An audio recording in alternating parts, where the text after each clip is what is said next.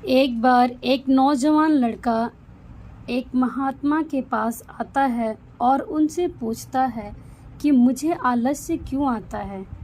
फिर वे महात्मा उस लड़के को उत्तर देते हुए कहते हैं कि आलस आने के दो कारण हैं। जानिए शरीर में आलस के कारण क्या हैं। पहला कारण यह है कि जीवन में कोई बड़ा लक्ष्य ना होना, और दूसरा कारण है कि हमारा मन और शरीर कैसे काम करता है उसकी समझ ना होना। जिसके जीवन में कोई बड़ा लक्ष्य नहीं है उसके जीवन से तो आलस जा ही नहीं सकता, लेकिन जिसके जीवन में कोई लक्ष्य है लेकिन उसे अपने शरीर और मन की समझ नहीं है, वह भी आलस्य की चपेट में आ जाता है। हमारा मन बहुत ही बड़ा कलाकार है और यह हमें मूर्ख बनाने में ज़्यादा समय नहीं लगाता। अगर तुम ध्यान करना चाहते हो तो यह तुमसे कभी भी ध्यान करने के लिए मना नहीं करेगा। यह तुमसे कहेगा कि ध्यान करना ब्रह्म मुहूर्त में ज़्यादा अच्छा होता है। अब ना तो तुम ब्रह्म मुहूर्त में उठ पाओगे और ना ही तुम ध्यान कर पाओगे। ये तुम्हें धन कमाने के लिए कभी भी मना नहीं करेगा, लेकिन ये तुमसे कहेगा कि धन ही सब कुछ थोड़ी ही होता है, और ये कभी भी तुम्हारा विरोध नहीं करता, बल्कि यह तुम्हें मूर्ख बनाता है। और कमाल की बात यह है कि तुम मूर्ख बनते हो। फिर वह लड़का उन महात्मा से पूछता है कि तो फिर इसका समाधान क्या है महात्मन। फिर वे महात्मा जी कहते हैं कि जो ये तुम्हारे साथ कर रहा है वही तुम इसके साथ यानी कि मन के साथ करो। तुम्हारा मन तुम्हें मूर्ख बना रहा है तो तुम उसे मूर्ख बनाओ। जब तुम्हारा मन कहेगा कि कुछ देर सो जाता हूँ, उसके बाद काम करूँगा, तो तुम मुझसे कहो कि कुछ देर क्यों, ज़्यादा देर सोऊंगा, लेकिन पहले काम पूरा करूँगा। तुम्हारा मन तुमसे कहेगा आज स्वादिष्ट भोजन खाऊंगा, तो तुम तुरंत उसे कहो कि स्वादिष्ट क्यों, अति स्वादिष्ट खाऊंगा, लेकिन उससे पहले 1 घंटे व्यायाम करूँगा। फिर वह व्यक्ति उस महात्मा से पूछता है कि लेकिन कब तक अपने मन को मूर्ख बनाऊं। फिर वे महात्मा जी उससे कहते हैं कि जब तक तुम अपने आलस से मुक्त रहना चाहते हो तब तक तुम अपने मन को मूर्ख बनाते रहना। फिर वह व्यक्ति पूछता है कि कभी कभी तो ऐसा होता है कि मुझे अफसोस होता है कि मैं अपने जीवन में कुछ कर नहीं पा रहा हूँ, क्योंकि मेरे भीतर से कुछ करने का मन नहीं करता। फिर ऐसी स्थिति में क्या करूँ। वे महात्मा जी कहते हैं कि मन को तो तुम मूर्ख बना सकते हो, लेकिन शरीर को तुम्हें समझना होगा। हमारा शरीर चलता है भोजन से, और अगर तुम मरा हुआ भोजन खाओगे तो वह तुम्हें ऊर्जा कैसे देगा।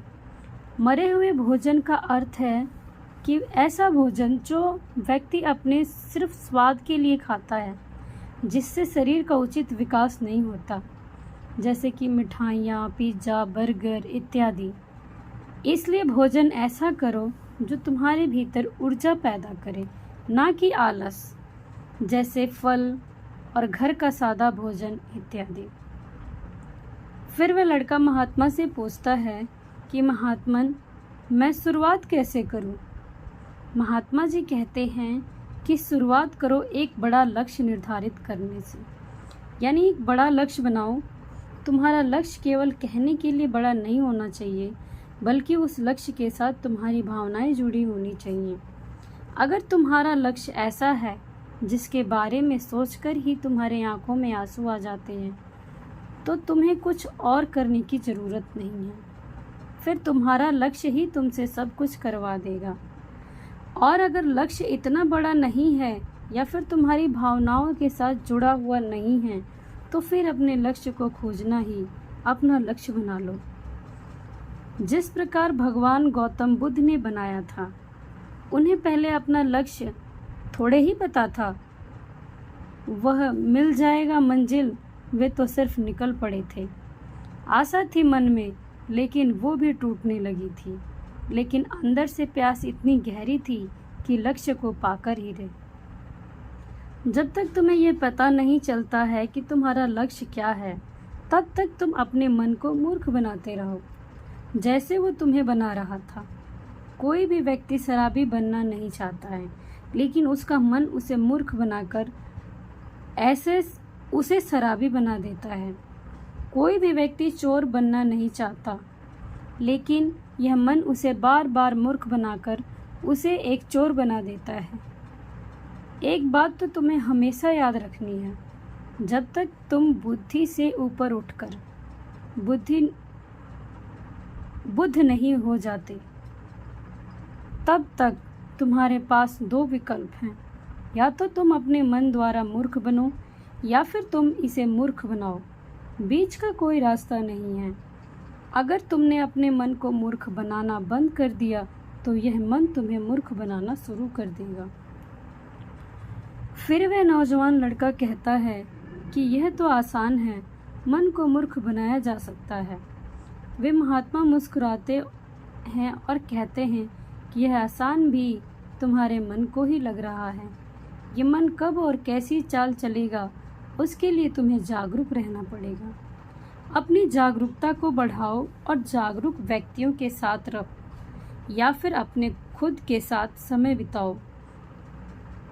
अगर तुम आलसी व्यक्ति के साथ रहोगे तो तुम भी आलसी होंगे, और अगर तुम ऊर्जावान लोगों के साथ रहोगे तो तुम भी ऊर्जावान बनोगे। फिर वह लड़का महात्मा जी से कहता है कि मुझे अपने मन को मूर्ख बनाना अभी और इसी वक्त से शुरू कर देना चाहिए। महात्मा कहते हैं कि हाँ, सही कहा तुमने।